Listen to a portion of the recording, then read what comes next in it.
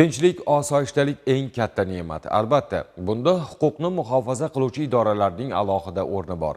Namangan viloyat ichki ishlar boshqarmasi tomonidan jamoat tartibini saqlash, huquqbuzarlik va jinoyatchilikni barvaqt oldini olish maqsadida tizimli ravishda profilaktik tadbirlar uyushtirib kelinmoqda. Namangan shahri va Yangi Namangan tumanlarida o'tkazilgan tungi reyd tadbiri misolida muxbirimiz mavzuni davom ettiradi. Namangan viloyatida ham Prezidentimizning 2025-yilda respublika mahallalarida xavfsiz muhitni yaratish va huquqbuzarliklarning barvaqt oldini olish tizimi samaradorligini yanada oshirish bo'yicha chora-tadbirlar to'g'risidagi qarori ijrosini ta'minlash borasida tizimli ishlar amalga oshirilmoqda. Jamoat tartibi, xavfsizlikni ta'minlash, huquqbuzarliklarni oldini olish maqsadida Namangan viloyati ichki ishlar boshqarmasi jamoat xavfsizligi xizmati tomonidan Namangan shahri va Yangi Namangan tumanlarida o'tkazilgan reyd avvalida patrul post xizmati xodimlariga xizmat oldi yo'riqnomasi berilib, bajarilishi lozim bo'lgan vazifalar belgilab olindi. Patrul post xizmati xodimlari tomonidan xizmat davomida belgilanmagan joyda spirtli ichimlik iste'mol qilgan fuqarolarga nisbatan ma'muriy bayonnoma rasmiylashtirildi. Tunda bemaqsad yurgan fuqarolarning shaxsiga oydinlik kiritilib, ular bilan profilaktik suhbatlar o'tkazildi.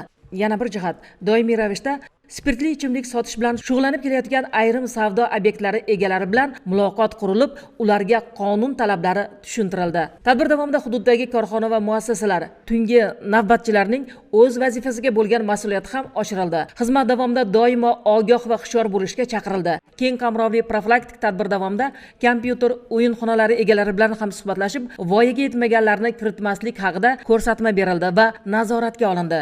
Reyd davomida yo'l harakati xavfsizligi xizmati xodimlari tomonidan qoidabuzar, tegishli hujjatlari mavjud bo'lmagan ayrim haydovchilarga nisbatan ma'muriy bayonnoma rasmiylashtirildi.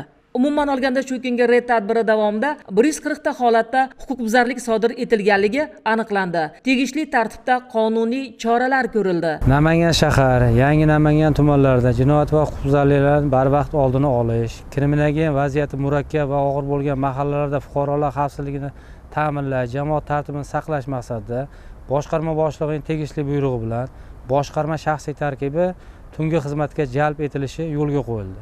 Xodimlar tomonidan tungi xizmat davomida 6 ta mayda bezorilik, 12 ta belgilanmagan joyda spirtli ichimliklar ichish, 74 ta yo'l harakati qoidalarini buzish, shuningdek 48 ta boshqa turdagi huquqbuzarliklar aniqlanib, ularga nisbatan tegishli hujjatlar rasmiylashtirilib, qonuniy chora ko'rilishi ta'minlandi. Amaliy chora-tadbirlardan ko'zlangan maqsad lavhamiz avvalida ham ta'kidlaganimizdek, jamoat tartibi, fuqarolar tinchligi va xavfsizligini ta'minlashdir. Namangan viloyati ichki ishlar boshqarmasi tomonidan tungi reyd tadbirlari tizimli davom ettirilmoqda.